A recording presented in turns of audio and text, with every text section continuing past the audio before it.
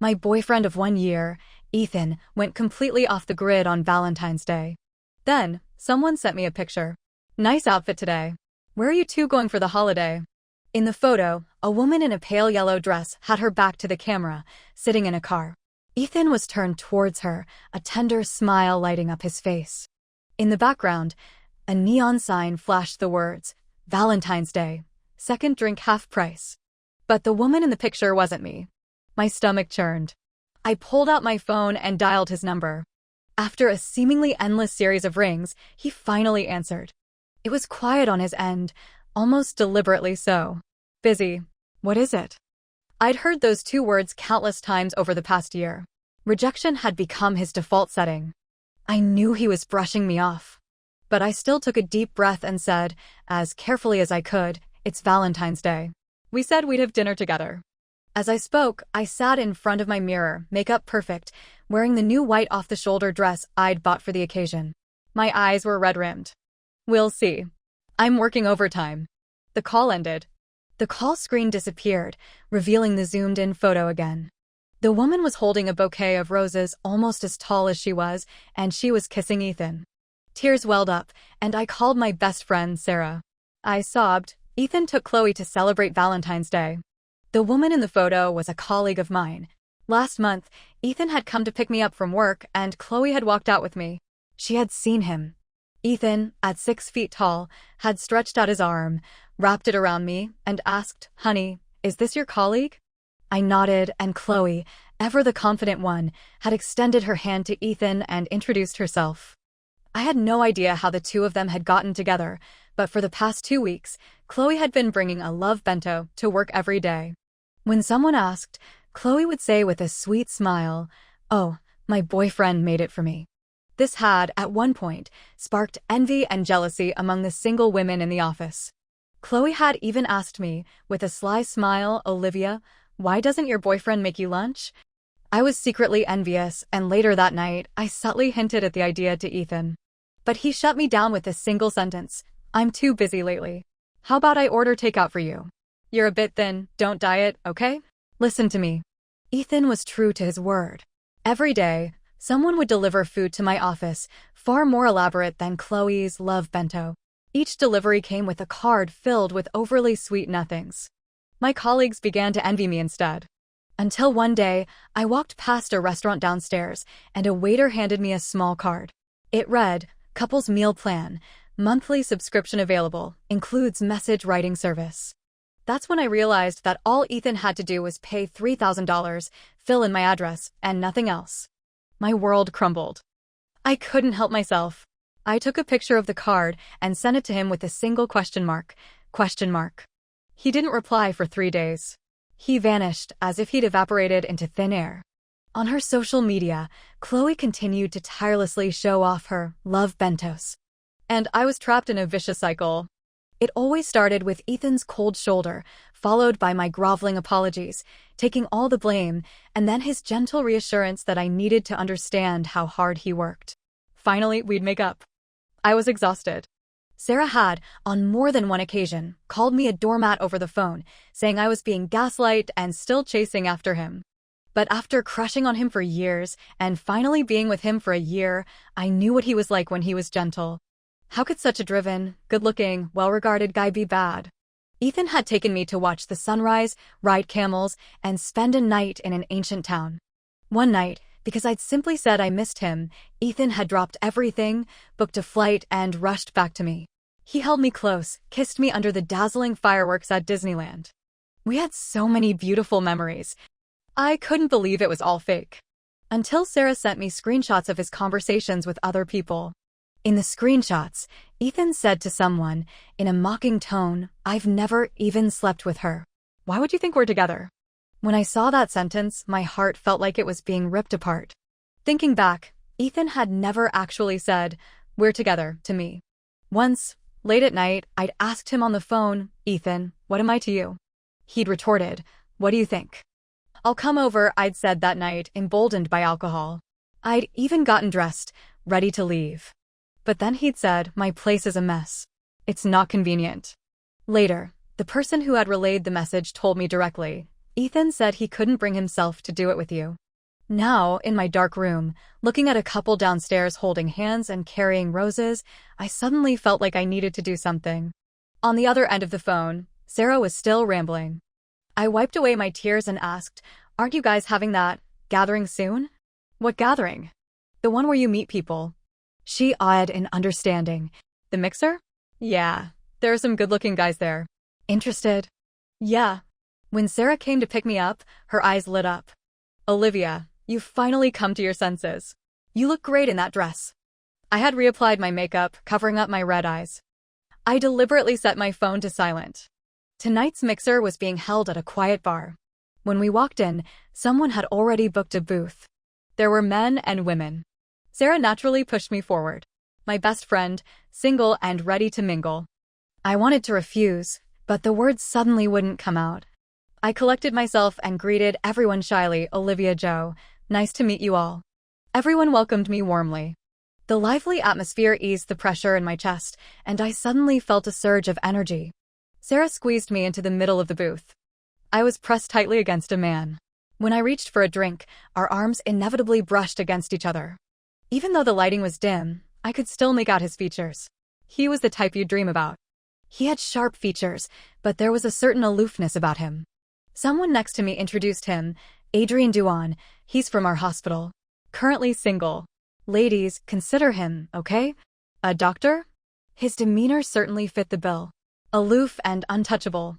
It made sense that he didn't have a girlfriend.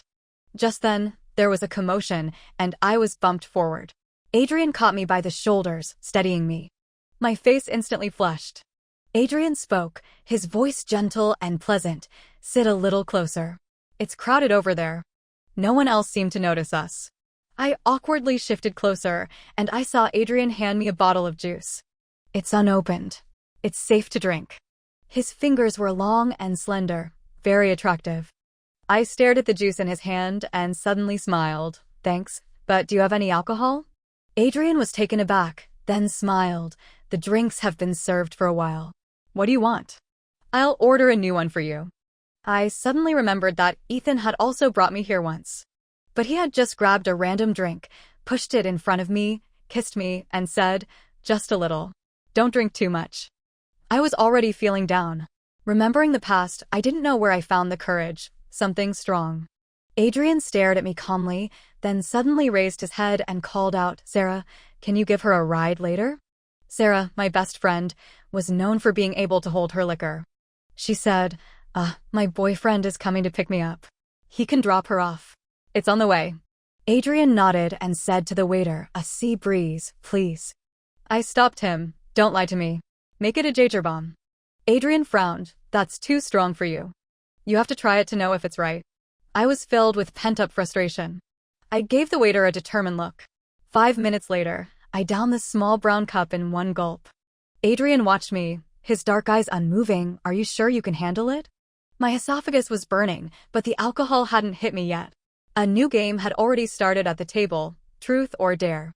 Adrienne and I were dragged into participating. We were lucky in the first few rounds and managed to avoid getting chosen. Gradually, the alcohol started to take effect. The whole world was spinning. Sarah suddenly bumped me. "It's your turn." I struggled to open my eyes and saw that the pointer had stopped in front of me. Dare. I made the choice almost instantly. They say alcohol loosens the tongue. If I embarrassed myself in front of everyone and it got back to Ethan, he'd have another reason to look down on me. Sarah pulled out a card, scanned it, and exclaimed excitedly, "The dare is, kiss a male guest present." This dare had always been a popular warm-up game among young people. The shouting almost lifted the roof. I looked around and grabbed Adrienne, asking him, "Can I kiss you?" Adrienne was stunned for a moment, then smiled and said softly, "Sure." Amidst the cheers of the crowd, I closed my eyes and leaned in, touching two cool, soft lips. At this moment, all my senses were heightened. I tasted something wrong, and I abruptly opened my eyes. Seeing Adrienne's lowered gaze, his long eyelashes, and his delicate skin, I shivered, sobering up considerably. The room went silent. Someone chuckled, This is Adrienne's first time at this kind of place. He doesn't know the rules, ha ha ha, he doesn't know the rules." I took a sharp step back, my ears burning. Adrien's fingers touched his lips, and he frowned in confusion. I pointed to my cheek awkwardly. Usually, it's a kiss on the cheek. I hadn't expected him to kiss me on the mouth. I couldn't see his expression in the darkness. The music on stage changed to a more upbeat song. Adrien cleared his throat and turned his head away. It's nothing. Let's continue. With that little interlude, the way others looked at Adrien and me took on a hint of ambiguity. In contrast, the two of us sat upright like proper people, almost as if we'd drawn a line down the middle. The alcohol was still affecting me. Adrien occasionally passed me a fruit platter, ignoring my requests for more alcohol. Around 9 o'clock, my phone suddenly lit up. I pressed the screen and my hand trembled. Over 40 missed calls. All from Ethan. I shot up, and in Adrien's puzzled gaze, I stammered, I need to take this call outside. My emotions were incredibly complex at this moment. On Valentine's Day, he had first ruthlessly rejected me, and then, at 9 o'clock at night, he was calling me repeatedly. You'd need to have a serious brain injury to do something like that. At this point, I was more curious than excited. With this strange sense of satisfaction, I called Ethan back. He picked up immediately. Amidst a cacophony of noise, Ethan said in a very unpleasant tone, "Where have you been?" "I was in a car accident. I'm at the hospital. I don't have enough money. Come quickly." I was stunned. I didn't, as I usually would, anxiously ask him if he was injured. Instead, I blurted out, "What about Chloe? Is she hurt too?" The line went silent. "Ethan, I'm in so much pain." Chloe's voice answered the question. I gripped my phone tightly, took a deep breath, and listened to Ethan say, "Olivia, listen to me. We just ran into each other. Where are you? How much money do you need?" Ethan paused, then said apologetically, "People's Hospital emergency room. 8,000. Cash." I rubbed my throbbing forehead, leaning against the wall. "You don't have any money on you?" "No. There are two of us. It's not enough." I said, "Oh, then, take care of yourself. I'll be there soon. Wait for me." I hung up the phone, stared at it for a moment, then pulled out the SIM card and threw it away, cursing, "Idiot." The cool evening breeze ruffled my hair. I suddenly felt refreshed. The side door opened, and Adrien emerged, wearing his coat. He was even taller than Ethan. Leaning against the wall, the top of my head reached just to his Adam's apple. He smiled. "Go inside. I have some business back at the hospital." A sudden thought struck me. People's Hospital? Adrien put on his coat and nodded lightly. "Give me your phone." I handed it over, bewildered. He lowered his head, his long fingers expertly dialing a number, and made a call. "This is my number. You can call me if you need medical attention in the future." He paused, looking up at me with hesitation. "You don't have a SIM card." I slapped my forehead, remembering that the couple's SIM card I shared with Ethan was now at the bottom of the sewer. I said embarrassedly, "My phone was stolen a few days ago. I haven't had a chance to get a new one." Adrien sighed. "The first time I wanted to give it out, and I can't." Seeing his troubled expression, I suddenly said, "Dr. Duan, my stomach hurts." He was taken aback, getting into character so quickly. I clutched my stomach and said softly, "I haven't eaten all day. It really hurts. I want to go to the hospital with you." Adrien's relaxed expression stiffened. He suddenly scooped me up in his arms, hailed a taxi, and put me inside. Half an hour later, I was being helped by Adrien into the emergency room of People's Hospital. Even at night, the emergency room was still packed. As Adrien was registering me, doctors kept looking at him with curiosity. "Adrien, what are you doing here?" Adrien greeted his colleagues familiarly, saying coolly, "The young lady is sick. I'm accompanying her." "All right, she's pretty. Don't talk nonsense." It was then that I learned that Adrien was a neurosurgeon. He was supposed to be back in his department getting some materials, but now he was here with me in the emergency room. I stood at the back of the line, enduring the waves of cramping pain in my stomach, and said to him, "Go do what you need to do. I'll be fine." Adrien subtly pulled me closer to him, shielding me from the jostling crowd. "It's okay. There's no rush." I suddenly felt a strange sensation. I'd been with Ethan for a year, and it was always him who was sick, and I was the one rushing around. I was so used to being alone when I was sick, getting 4 drips by myself, that I didn't think there was anything wrong with it. But at this moment, I suddenly felt that it was good to have someone with me. Adrien methodically took me through the examination. I was diagnosed with acute gastroenteritis. While I was getting my drip, a frantic voice suddenly cut in, "Olivia, I'm here." I turned my head. Ethan's forehead was cut and bleeding. His left arm was bandaged, and his right hand was holding in 4 bag for Chloe. "Olivia, where's the money?" He softened his tone, speaking to me with his usual gentleness. I glanced at my small purse hanging on Adrienne's broad shoulder and was about to speak. Adrienne naturally took the 4 bag from the nurse's hand, held it up for me, and said calmly, "She doesn't have any money." Ethan's expression became very interesting. He hesitated, trying to figure out who Adrienne was, finally asking, "Are you a relative?" Honestly, my relationship with Adrienne was a bit ambiguous. We were friends who had kissed. But saying that out loud would be like boasting to Ethan, "See, I kissed another man. You're trash." Too crass. However, the thought of revenge was growing wildly in my mind. I stared at Ethan intently and said seriously, "I'm pursuing him."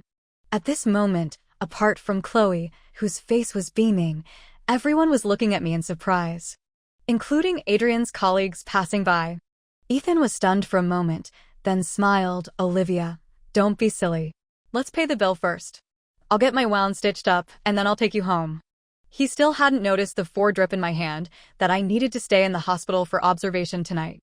Adrienne's colleague interrupted our conversation. He walked over, holding X-rays. "Adrienne, I'm too busy. Can you take a look at these 2 minor cases for me? Rear-end collision, hit their heads. It's not serious. I'll treat you to dinner another day." He shoved 2 brain CT scans into Adrienne's hand, patted his shoulder, and said to Ethan and Chloe, "Neurosurgeon, a professional. You can't usually see him without an appointment. In other words, you 2 are lucky. You've stumbled upon a specialist." Ethan's face looked like he was constipated, but Chloe's eyes lit up.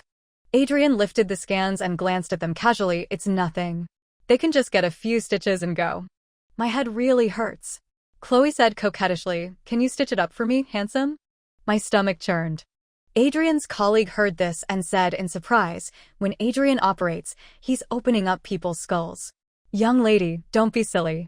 This is a minor injury. You can just go to the suture room." I looked up and asked, "What's opening up skulls?" Adrienne paused and explained gently, "Craniotomy." Ethan finally came back to his senses and said, "I'm Olivia's boyfriend. I haven't seen you before. Can I add you on WeChat? Or get your phone number? I want to thank you properly for taking care of Olivia."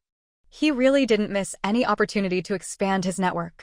Adrienne said, "Sorry, I don't have WeChat and I don't need your phone number." I couldn't help but chuckle. Adrienne's colleague frowned, pointing at Ethan and Chloe. "Wait a minute. What's the relationship between you 2? Isn't she your girlfriend?" Ethan looked embarrassed, slip of the tongue. His colleague was furious. "I just asked who was the family member, and you told her to sign. This is ridiculous." Then he looked down at me and asked, "Young lady, are you the family member?" I shook my head and said with a smile, "I'm not his girlfriend. Don't listen to his nonsense." Ethan's expression was like he'd seen a ghost. He didn't have time to question me before he was dragged away by the doctor to discuss the signature. Adrienne, on the other hand, led me to a secluded bed and helped me lie down. His tall frame and I were squeezed into the cramped space, making my heart race for some reason. I said, "Dr. Duan, go do what you need to do. I'm much better." I was afraid that Ethan and Chloe would continue to bother him over some trivial matters. Adrienne answered a call and suddenly left. Just when I thought he was gone, he came back, stuffing a bag of warm things into my arms. "The millet porridge is warm. Drink it later. The water is hot too. Take your medicine. There are tissues in the bag." He paused, as if he was still worried, and suddenly called out to his colleague, "Help me keep an eye on her. Her phone is broken. Contact me directly if there's anything." The tall doctor agreed readily, "She's your person. I'll make sure she's taken care of." Then he nodded at me, "My name is Cyrus. Just call me if you need anything." Adrienne gave him a warning look, and Cyrus immediately shut up. Adrienne left in a hurry. He must have had something urgent to attend to. Cyrus, on the other hand, wasn't very busy tonight. He sat down next to me, his eyes burning with gossip. "Does that Chloe know you and Adrienne?" I sipped the millet porridge slowly and blinked. "She knows me. She doesn't know Dr. Duan." Cyrus, Ed. Then I saw her stop Adrienne again, asking him to stitch up her wound. I felt a surge of anger. Adrienne had his own things to do, and he had only helped earlier because of Cyrus. Chloe was trying to get on his good side. I had just met Adrienne, and I was already causing him so much trouble. I felt really bad.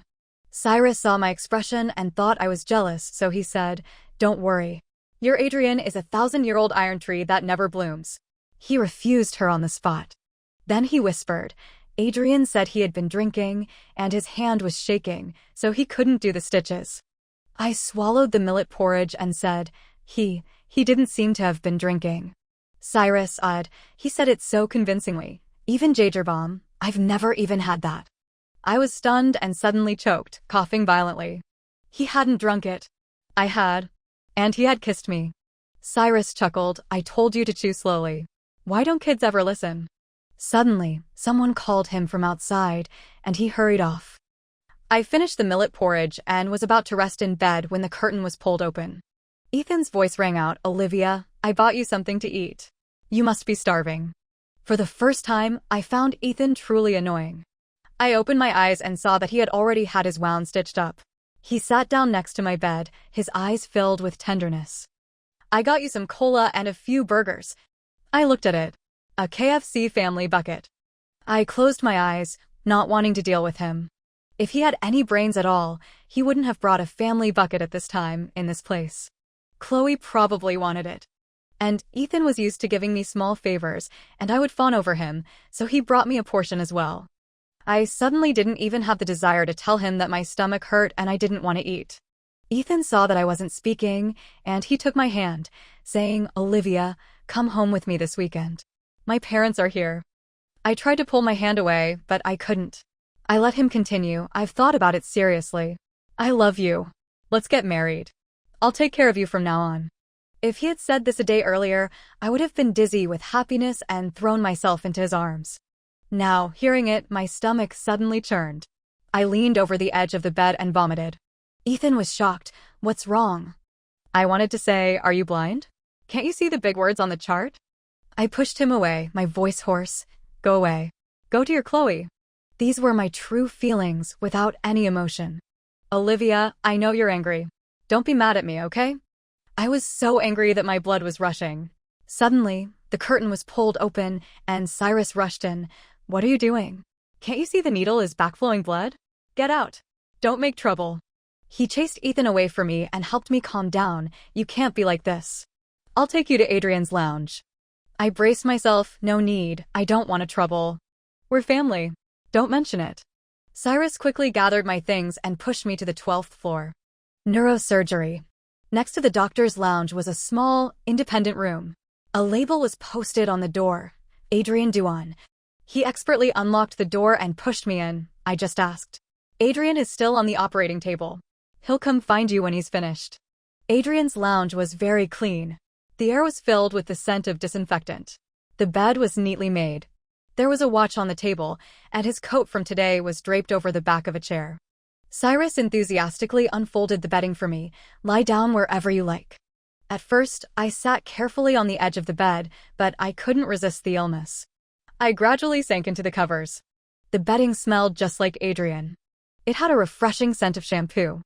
I turned on my phone, hoping for the best, and randomly connected to a Wi-Fi network. To my surprise, it actually connected. Instantly, WeChat messages exploded, flooding the screen with a red 99+. Half of them were from Ethan, asking me where I was. I didn't read them carefully. Below were messages from Sarah. Olivia, you're amazing. You snagged the gods so quickly. Remember to treat me to dinner sometime. Further down were messages from my mom. The time was still a few minutes ago, and it was now 2 a.m. I pursed my lips and made a voice call. Thank goodness, Olivia. Where have you been? Your dad and I were so worried. My nose started to run. I wanted to hold back, but hearing my family's voices, the long-held grievances suddenly burst out like a dam breaking. I cried out, Mom. There was a pause, and then my dad grabbed the phone. What's wrong? Who bullied you? Dad will buy a ticket right now. I'll be there in a few hours. Tears were flowing like they were free. I sobbed, it's nothing. I suddenly missed you. Mom was stunned, then relieved. You scared me. You're alone out there. Take care of yourself. If you can't handle it, come home. Your dad will use his retirement money to support you. I blew a snot bubble while laughing. At that moment, the door suddenly opened. I looked up, tears streaming down my face, and met Adrienne's gaze.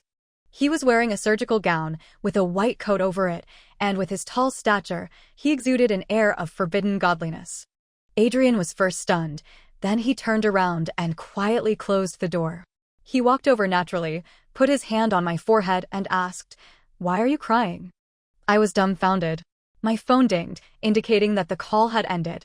The next moment, a video request popped up. I panicked. If my parents knew I wasn't at home and was instead in a room with a man, they would definitely come here overnight. "What's wrong?" he asked. "My parents." "Answer it. I'll talk." Adrienne, completely unaware of the impending danger, opened a thermometer and stuck it in my mouth. So, in the subsequent video, the old couple on the other end became a still image, and only Adrienne was talking. "Uncle, Auntie, I'm pursuing Olivia. Today I had surgery and she came to see me. Yes, our lounges are separated by gender. We're not sleeping together. I just finished surgery and came to check on her." When the video ended, the old couple's smiles stretched to their ears, dreaming of holding grandchildren. I hadn't recovered yet when Adrienne said, "Open your mouth." He pulled out the thermometer and looked at it. "You have a fever. Haven't you been drinking water?" I awed and said weakly I forgot. After being interrupted by Ethan, I had completely forgotten. Adrienne sighed, "Go to sleep early. I'll take you to get a new SIM card tomorrow." My eyes widened. No need. I can do it myself. "Olivia." Adrienne suddenly looked at me seriously, his tone formal. "Perhaps you weren't listening carefully when I was speaking earlier. I was always afraid of being scolded by doctors." His stern face frightened me. Adrienne said, "I told your uncle and auntie that I'm pursuing you. So, give me a chance." Boom. Fireworks exploded in my mind. So, he wasn't just saying that to appease my parents. He actually meant it. My face was red in the mirror, and I stuttered. What do you like about me?" "Gentle, well-behaved, beautiful, understanding. Does that count?" Adrienne paused, then suddenly added with a smile, "Anyway, you're pretty cute when you're cursing." The only time I'd ever cursed someone as an idiot in my life, and he'd heard it. He patted my head. "You sleep here tonight. I'll go next door." I've always been known for my robust health, and the next morning I was up and bouncing around, full of energy. Since Adrienne had worked overtime last night, the hospital had given him the day off. When I walked out of his lounge, many doctors and nurses gave me knowing, almost maternal smiles. It wasn't until much later, after Adrienne and I were married, that they told me some people in the department had bet that Adrienne wouldn't get married before he turned 30. Those who smiled at me that morning were the ones who had bet he would, and as a result, they won a luxurious seafood buffet. But of course, that's all in the past. While getting my new SIM card, the saleswoman asked if I wanted to report the old one lost and retrieve it. I thought about it. Too many accounts were still linked to that card, so I agreed. "Ma'am, this couple's plan you have isn't very cost-effective. You might consider upgrading." On the way, I had already explained the situation to Adrienne. After all, I had genuinely been infatuated with Ethan, both secretly and openly, for 5 years, and it was only last night that I decided to pull myself out of that quagmire. If he minded, I could understand. Adrienne asked, without changing his expression, "Can it be rebound?" The saleswoman was taken aback. "Rebound in what way, sir?" "Change the boyfriend." The saleswoman's expression was probably something like, "I've never heard such a bizarre request." Half an hour later, Adrienne and I walked out of the phone store. He was looking down, doing something on his phone screen. I leaned closer and asked, "Dr. Duan, what are you doing?" "Setting up a speed dial. And memorizing your phone number." I suddenly felt ashamed of my own behavior. It was like being in class with a top student who was not only smart, but also worked harder than you. I took out my phone and did the same. Adrienne smiled. "Don't be nervous. Just relax." How could I not be nervous? He dropped me off downstairs at my apartment, handing me my bag and some egg fried rice. "Take care of yourself when you get back. Call me if you need anything. I'll let you know before I go into surgery." I might be slow to reply, so don't overthink it. No one had ever spoken to me with such patience and detail. This must be what Sarah meant by security. My heart was pounding. I nodded and said shyly, "Okay." Adrienne watched me go upstairs before leaving. I happily walked out of the elevator and looked up to see Ethan leaning against the wall. He looked up when he heard me. He looked a bit haggard, with dark circles under his eyes. Olivia, you're back. I gave him a cold look and turned to retreat back into the elevator. Ethan ran over and blocked the elevator doors. Olivia, don't be angry. Let's make up. Why should I be angry? Did you do something to wrong me? I stared at him, wanting him to admit it himself, that he had cheated, and that he had mocked and slandered me in front of his friends. Ethan took a deep breath. I'm sorry, I shouldn't have ordered the cheapest lunch plan for you. I remembered the menu on the little card, divided into 3 tiers, A, B, and C. I was instantly furious. He had actually done such a thing. And this was just the most insignificant of all the things he'd done to wrong me. Ethan, are you sick in the head? I pushed him away and quickly pressed the elevator button. Ethan still squeezed in. I stormed out to the entrance of the residential complex, where there were the most people. I stopped, facing Ethan, who was following closely behind, and suddenly lifted my handbag and started hitting him wildly. You psychopath. Shameless.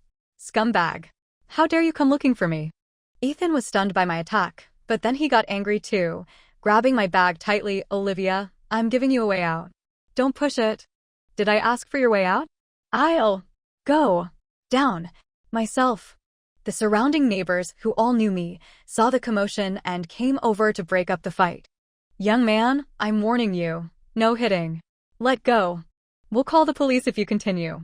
Ethan gritted his teeth, his face contorted. I'm her boyfriend. Mind your own business. Whose boyfriend are you? A calm voice came from behind the crowd.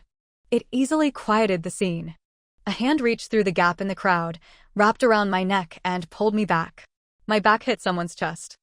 I looked up and saw that Adrienne had returned. He said, I'm her boyfriend.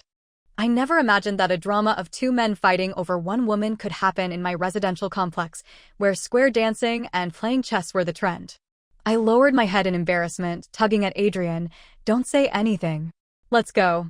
But Ethan wouldn't let it go. You all see it, this woman. She's too timing. I hadn't expected him to turn the tables on me. I was furious. I opened my WeChat chat history and showed it to him. Come on. Ethan, if you're a man, read it out loud. It was his message. I've never even slept with her. Why would you think we're together? Ethan hadn't expected me to have screenshots. His face turned pale. I swiped to another one, the one that said, I can't bring myself to do it with her. Enough. This time, it wasn't Ethan who spoke, but Adrienne.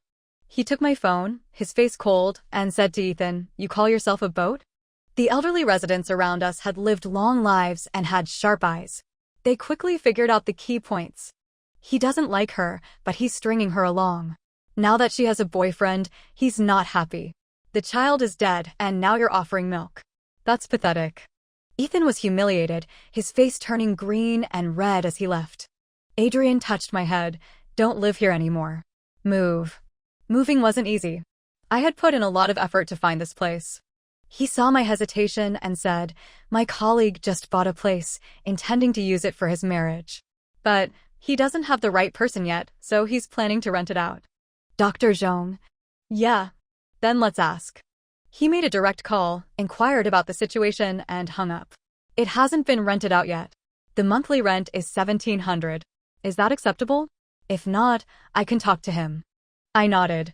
$1,700 was already a very low price for a new apartment. The landlady of my old apartment was very kind. When she heard that I was being harassed, she waived my penalty for breaking the lease and told me that a young woman should find a boyfriend, or else she'd be bullied and have no one to protect her. I was both amused and touched. I insisted on giving her the penalty fee. A few days later, I moved. Adrienne had surgery and couldn't come. Cyrus came. He helped enthusiastically, as happy as if he were moving himself. The apartment was a 1-bedroom, fully furnished, and even tastefully decorated. Cyrus was chattering in the bedroom, and I was sweeping the floor in the living room. I looked up, and a woman walked in. She was strikingly beautiful, exuding an air of elegance and sophistication. Cyrus came out of the bedroom. The 3 of us stared at each other. The beautiful woman twitched her lips. You asked me to come here to see this? Cyrus's face turned pale. No, listen to me. The woman curled her lip, turned, and left. I stood there awkwardly. Your girlfriend? Cyrus quickly put on his coat. Almost. I'm leaving now. Wait for Adrienne tonight. With that, he disappeared out the door.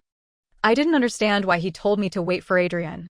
I closed the door and continued cleaning. Around 7 p.m., my phone rang. I opened it and saw that Adrienne had sent a message. Open the door. I rushed over and opened the door. Adrienne was standing there, holding some vegetables and fruits. He handed them to me, bought these on the way. Hold them. I took them, completely bewildered. The door was wide open, and I saw Adrienne turn his back to me, take out a key, and go to open the door across the hall. So, he lived across from me. I stood there blankly, watching Adrienne insert the key. It had been a few minutes, but the door wouldn't open. I licked my dry lips and asked tentatively, Do you want to come in and sit down? Adrienne swiftly pulled out the key, turned around, and walked back. Okay. I had stewed some ribs and cooked some rice. I had made enough for one more person. I said, I'll make another dish. Wait for me. Adrienne changed into slippers and stopped me. I'll do it. You can cook? Adrienne looked at me. Shouldn't I be able to? Mainly, Ethan's meal plan had left a deep psychological scar. Adrienne expertly put on an apron, picked up vegetables, cut them, heated the wok, and added oil. His movements were smooth and efficient. Bring the meat over, he said. I snapped back to reality. Oh, okay. It was the first time I'd ever assisted someone in the kitchen. It felt wonderful, just standing there and following instructions. Soon, the hot dishes were on the table. This was probably the first time we'd eaten at the same table. I raised my teacup, substituting it for wine. Dr. Duan, thank you for your help. Adrienne sat across from me, raising an eyebrow. You're welcome. The atmosphere became awkward. I buried myself in eating. Suddenly, a piece of rib was placed in my bowl from across the table. He asked, Any plans for the weekend? I shook my head. I had a proposal I'd been rushing to finish for a few days, and it was almost done. I rarely had free time on weekends. Adrienne said, Where do you want to go? The amusement park. After saying that, I waited for him to laugh. After all, in Ethan's eyes, those were places for little girls, a complete waste of time. He had complained for a long time because I'd only watched the fireworks last time. Honestly, I wasn't sure if Adrienne would like that kind of place. Okay, I'll buy the tickets.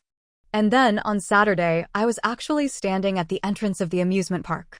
Adrienne was wearing casual clothes, and before we'd even explored much, he was holding several balloons.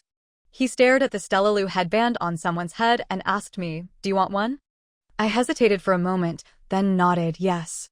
Adrienne smiled, bought one, and personally placed it on my head. It suits you. There weren't many people today, and the lines weren't long.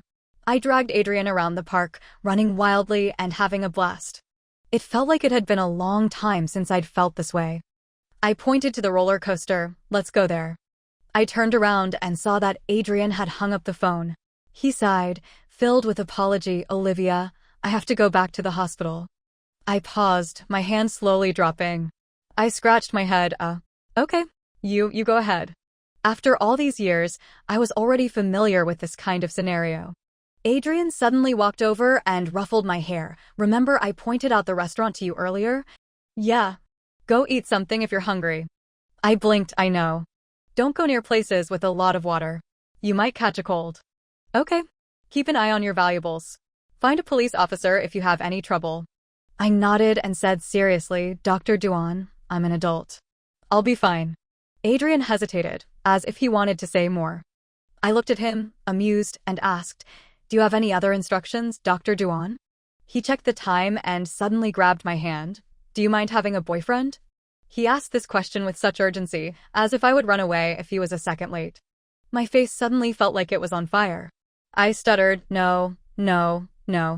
Adrienne chuckled softly and said, There's no rush. Wait for me to come back. I sat in the restaurant for the entire afternoon. My mind was elsewhere. During that time, I received a call from Ethan. After pressing reject 3 times, I answered impatiently. Ethan's voice immediately followed, Olivia, you moved? Yes. Where did you move to? I'll come find you. I paused for a moment and asked, Why are you looking for me? Ethan suddenly said, Olivia, you don't think Adrienne really likes you, do you? Why? What's so likable about you? You've only known each other for a few days, you don't even know each other. But I've known you for years, Olivia. You're simple, kind, and easily fooled. If it weren't for me protecting you all these years, you would have suffered a lot. His words were gentle and forceful. Even if he likes you for a while, can you be sure that he'll always like you, that he'll marry you? Don't be naive, Olivia. Come to me. Now. My parents are at home. I'll take you to meet them, give you a promise, we'll get married. After hearing his words, I took a deep breath. Finished your last words? Ethan's side made a short, choking sound. I quickly hung up the phone and blocked all his contact information. Ethan had always used this method to belittle me, to put me down, and I only realized now that it was all his way of controlling me. I thought, I don't want to wait for the evening fireworks. When I arrived at the hospital, I bumped into Adrienne, who had just finished surgery. He was rubbing his forehead, looking exhausted and surprised to see me. I was really unpresentable with the Stellaloo headband on my head, 3 balloons tied to my hand, and a childish bear backpack. The people nearby saw me and laughed. Adrienne, you're so lucky. Your little girlfriend came to pick you up after surgery. He took out a tissue and wiped the sweat from my forehead. Why did you come? I was going to find you. I mustered up my courage, my face burning red, and shouted out my answer. I don't mind you being my boyfriend. I heard the laughter from the office next door almost lift the roof. Adrienne cleared his throat and took my hand. Okay, I know. When I left, I was carrying a whole box of Wangzai milk and a large watermelon, given to me by Adrienne's colleagues. They said it was better to give these things to me than to leave them in the office. On the way back, Adrienne looked at me intentionally or unintentionally a few times. You really didn't have to come back. There's still the evening show. The fireworks are beautiful. I sat in the passenger seat, resting my chin on my hand, looking out the window. Ethan called me earlier. Yeah. Saying I'm not really into you, right? Adrienne said what I was worried about. I lowered my head and didn't speak. Actually, after being hurt by someone, it's hard to like someone else recklessly. When I said that sentence just now, I used my greatest courage and a do-or-die determination. Olivia, do you know what you were doing when I first saw you? I pursed my lips, drinking. Adrienne smiled. At the hospital, you dropped your payment slips all over the floor, and you squatted down to pick them up one by one. I suddenly remembered that unforgettable experience. Ethan had a stomachache and was at the hospital. I was busy with work and hadn't slept all night. I rushed to the hospital early the next morning to take care of Ethan. Because I was dizzy, I fell and scattered the payment slips, which delayed things and caused Ethan to complain a lot. Adrienne continued, a little girl, picking them up and crying. He said he had never seen a girl cry so aggrievedly. Then he saw me a few more times, either squeezed in the crowd to get medicine or frantically lining up, my eyes red from lack of sleep. Once, I even bumped into him, apologizing shyly with my head down. I knew that I was terrible at that time, living in a fantasy of love, like a moth to a flame. You know Sarah's boyfriend, right? He asked. I nodded. Yeah, my classmate. I opened my mouth in surprise, realizing how small the world really was. So, Sarah told me about your deeds. Adrienne stopped the car at a red light and looked at me seriously. I've seen what you look like when you smile in her social media posts. I like that you. My heart was beating wildly then at the bar. Oh, Sarah said you were coming. I originally just wanted to see how you were doing. Adrienne smiled. Who knew? She said you were single. I had no reason not to make a move. Then you kissed me on the mouth. Yeah, sorry, I did that on purpose. I hadn't been with Adrienne for long when my parents rushed over. He met my parents so unexpectedly. Fortunately, everything went smoothly. And the next day, Adrienne called his own parents. Both sets of parents met, had a meal together. Adrienne and my wedding was set in stone. With good things on the horizon, I became much more cheerful. My proposal was approved, and I was likely to get a promotion and a raise after the new year. One day, I passed by the building where I worked and received another small card from a business. It looked familiar. I thought about it. Wasn't it Chloe's love bento? Because of what happened last time, she had been openly and secretly mocking me. Lately, she'd been keen on showing off that Ethan had taken her to meet his parents. I knew about Ethan's parents' suffocating way of pressuring him to get married. He couldn't catch me, so he caught Chloe. One day at work, I saw Chloe rummaging through my things. The small card for the meal plan was accidentally flipped out. For the next half hour, Chloe's shouting on the phone echoed through the hallway. I heard that Chloe went to Ethan's company and exposed all his dirty secrets in front of everyone, even revealing how many women he had in his WeChat. In the end, both of them were detained for fighting and indirectly lost their jobs. When I got home that night, I told Adrienne about it as gossip. He sat on the bed, drying my hair with a hairdryer, occasionally responding faintly. In the end, he simply shut me up with a kiss. This gossip indirectly caused me to wake up late the next day, almost delaying our scheduled trip to the Civil Affairs Bureau. On the way, I sat in the passenger seat, complaining softly. Adrienne just smiled without saying anything. I looked out the window at the scenery flying by and suddenly realized that the God of Love will take care of everyone. Based on a friend's true story. I hope you enjoy reading it. Olivia's motto, the God of Love will take care of everyone except Ethan. Ending with you, sweet extra. Husband's Cultivation Guide, 100 Ways to Spoil Your Wife. The clock had passed midnight. I lifted my head from the PPT interface filled with dense text. I had been working on the proposal for a whole week. I opened my phone, and there was my WeChat chat with Adrienne. A whole day had passed, and our conversation didn't exceed 5 sentences. I yawned and sent him a cute cat emoji. Then I put down my phone and poured myself a glass of water. My phone suddenly rang. I walked over in surprise and saw that Adrienne had replied in less than 10 seconds this time. Not asleep. I smiled. Yeah, just finished work. Adrienne was on night shift tonight. The next moment, a video call came in. I fumbled to smooth my hair and pressed accept. Adrienne's handsome face appeared on the screen. My face turned red again, and I said in a voice as soft as a mosquito, "Why aren't you asleep either?" Just finished surgery. I'd been with him for so long that even if we didn't speak, it wouldn't be awkward. I lay on the table, staring at the screen and smiling foolishly. I couldn't help but say, "Today, when I went out to buy groceries, I saw a kitten. Last time I went to the pet store, the owner gave me a bag of cat food, so I used it to feed it. I want to check on it again tomorrow. It's really cute, black and white, just a little wary. Oh, and also, when I passed by the furniture store, I went in to look around. There was a sofa that was super beautiful." Beep, beep, beep. My phone alarm went off, reminding me to go to sleep. I suddenly realized it was very late, and I probably shouldn't be bothering Adrienne with these trivial matters when he needed to rest, so I stopped talking. Adrienne suddenly asked, "What kind?" "Huh? The sofa." I hadn't expected him to be listening to me seriously. I smiled and said, "Beige, very big, you'll definitely like it." "Oh, I can't explain it. Go to sleep." Adrienne said, "Okay, I'll go home tomorrow and take you to try on wedding dresses." Because we were so busy this month, the date for trying on wedding dresses had been postponed repeatedly. My face was red. I said, "Okay," and before hanging up the phone, I quickly leaned closer to the screen and said, "Love you." Then I expertly hung up the phone. Because of that, early the next morning, I was dragged out of bed by Adrienne while I was still sleepy. I hugged him and whined lazily, "I'm sleepy." Adrienne smiled, kissed me, and said, "We still have to go." Well, when it came to getting married, Adrienne wouldn't budge. Whining was useless. I put on a loose dress and wore sandals out.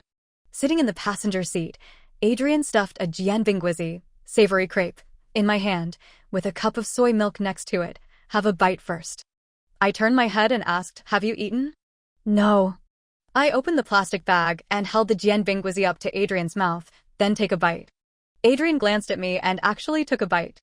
I pulled it back and was instantly stunned. "Ah, my sausage. Why did you bite it all off? You held it at the wrong angle." I glared at him with resentment. Adrienne smiled and started the car. When we arrived at the bridal shop, it was 8:30 in the morning. Adrienne had already made an appointment. I walked in, holding half a jianbingguizi. The shop assistant saw me and covered her mouth with a smile. "Miss, you can eat breakfast first. We'll do your makeup later." Afraid of making others wait, my face turned red. I shoved the food into Adrienne's hand and said, "I've eaten. I can do my makeup now." The bridal shop assistants were very professional. The makeup looked exquisite and beautiful, far better than my own makeup skills. I liked a champagne gold, one-shoulder dress with a wavy hem. The shop assistant said, "Miss, you have good taste. This is our showstopper, suitable for people with curves like you. And you have very fair skin, so any color will suit you." I was embarrassed by her praise. After putting it on, even I was stunned. The wedding dress was so beautiful. The shop assistant smiled and said, 99% of brides have this reaction when they see themselves in a wedding dress. The groom's reaction is different, though. With that, she pulled open the curtain. Adrienne was wearing a suit, sitting on the sofa. A beam of light came through the large floor-to-ceiling window. I stood on the platform, unable to see his expression, so nervous that I didn't know where to put my hands. He stood up. He walked over. He said, "This is the one." Huh? We're deciding just like that. Adrian lowered his head, his black pupils reflecting my face, his gaze tender and passionate. "You're very beautiful." Then he leaned down, close to my ear, and said softly, "If there weren't so many people watching, I would kiss you."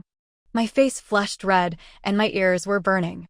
The shop assistant covered her mouth. "Mr. Duan, if you've decided on this one, we'll take your wife to get her measurements." Adrian nodded. I had lost some weight recently, and the smallest size was still a bit big. I had to ask the designer to take in the waist a bit. When we were leaving, I remembered my Jian Bingwizi and asked him for it. Adrian said nonchalantly, "I ate it." I looked at him reproachfully. "You didn't even leave the last bite for me." Adrian was buckling my seatbelt. He leaned over, trapping me in the small space, and stared at me. "Olivia, are you sure you want to argue with me over a Jian Bingwizi?" Arguing was a very unfamiliar word for us. My cautious tone carried a hint of excitement that I couldn't hide. You'll get angry?" Adrian said. "After you appeared in front of me in that wedding dress, every word you say makes me want to kiss you more." A strange sense of danger arose. I covered my mouth and shook my head. "No, it'll all taste like Jian Bingwizi." Adrian was amused by me. "I'll take you to eat something warm, and then we'll go to the pet store." I was stunned, staring at him blankly. "I guess you want to adopt that kitten, so I'll buy some pet supplies." "What, you don't want to?" I nodded desperately. Yes. Yes, you're the best husband. After the last sentence, we both froze. Honestly, I didn't want to admit that I called him husband in my dreams. Adrian's lips curled slightly. "Yeah, call me that from now on." In October, Adrian and I got married. The colleagues who had bet that he wouldn't get married before 30 lost miserably and poured a lot of alcohol down his throat. I felt bad for him and tried to block it for him a few times, but he stopped me. He said, "If the price of marrying you is being made drunk by them, I'm willing to pay it." I had once imagined the scene of me wearing a wedding dress and getting married. When that day really came, I wanted to cry several times. On the big screen, there was a family photo of me and Adrian, my parents and his parents, and a black and white kitten. And I was being pulled by Adrian, step by step, towards happiness.